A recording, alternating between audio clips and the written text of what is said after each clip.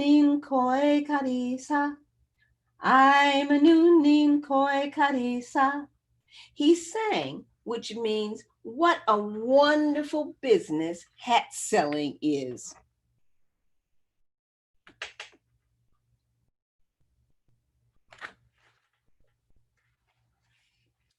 Ever since he was a little boy, Bamusa made and sold hats. His grandparents and his own parents were hat makers, and they taught him to do this at a young age.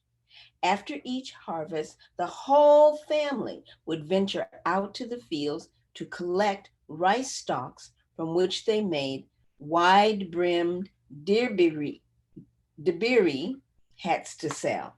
And during the rainy season, they embroidered close fitting fugalon caps with intricate patterns of brightly colored threads.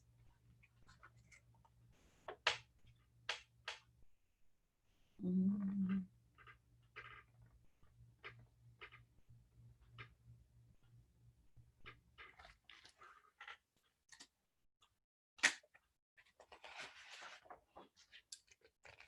Through his joyful spirit and hard work, Bamusa had become very well known in the neighboring towns.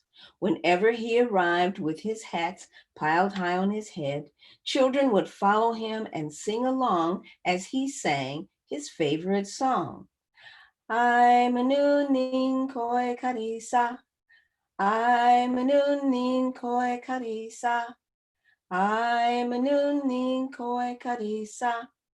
And this is the story of how Bamusa learned an important secret for success.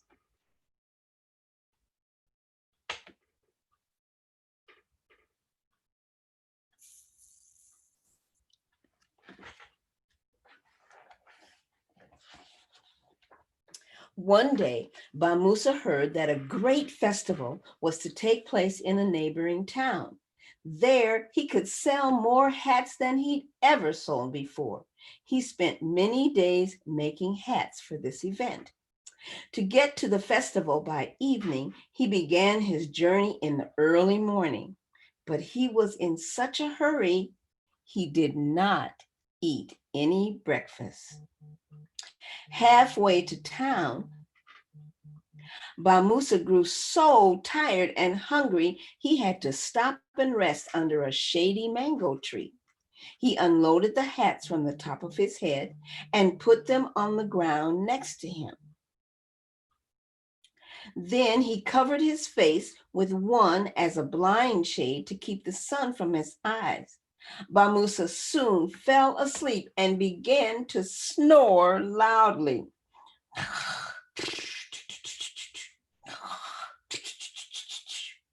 Little did Bamusa know that the fruit from his tree attracted monkeys. Bamusa's snoring alerted them to his company.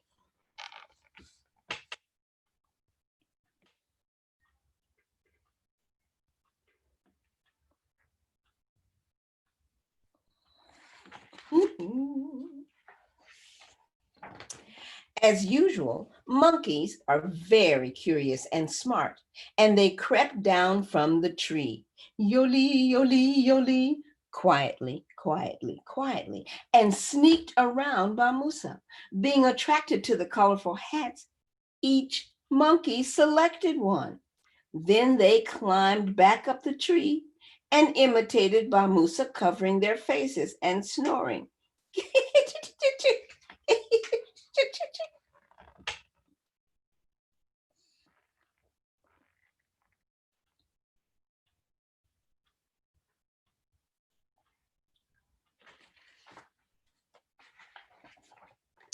Soon, Bamusa awoke from his sleep, rested but hungry.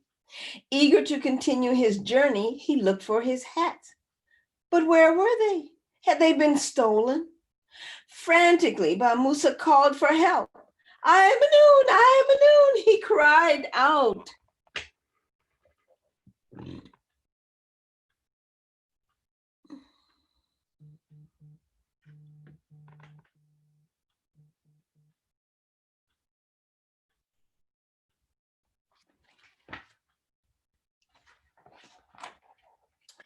When the monkeys heard this, they answered him, "Hoo-hoo-hoo, hoo-hoo-hoo."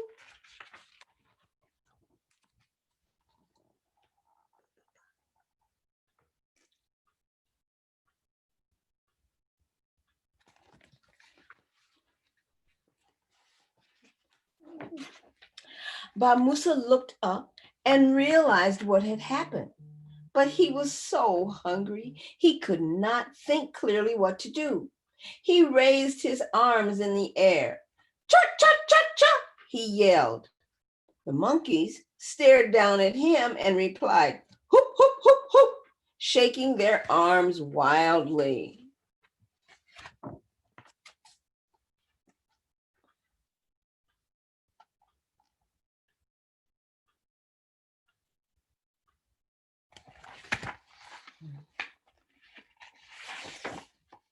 Musa threw a dead branch at them, hoping to scare them off. But the monkeys merely threw leaves at him in return.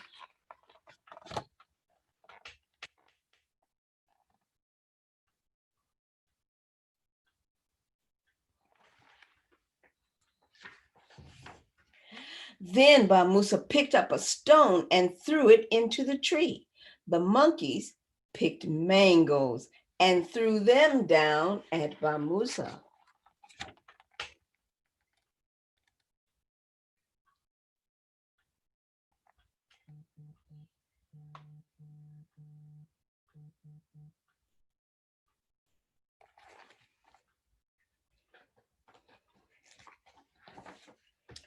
By this time, Musa was faint with hunger, and so he collected the fruit and sat down to eat. He ate until his stomach was full. Now Musa could think clearly. Now he knew what he must do.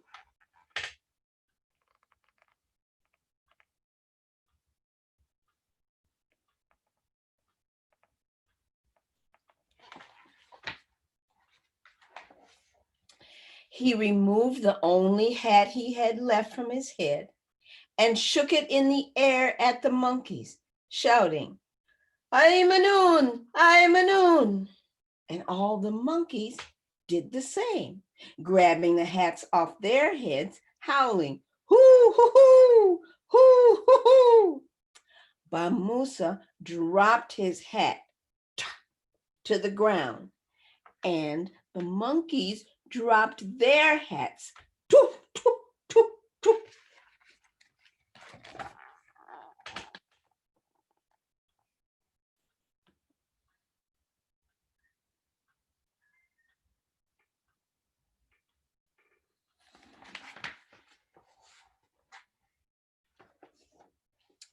Without losing a second, Musa collected all his hats, stacked them back on top of his head, and rushed to his destination. He arrived not a moment too soon.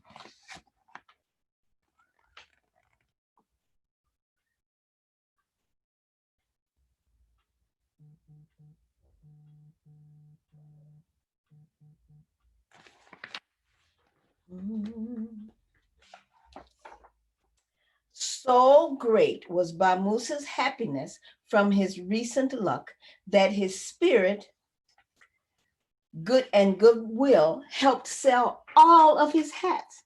And so it was that Musa learned from the monkeys. It is with a full stomach that one thinks best, for an empty satchel cannot stand.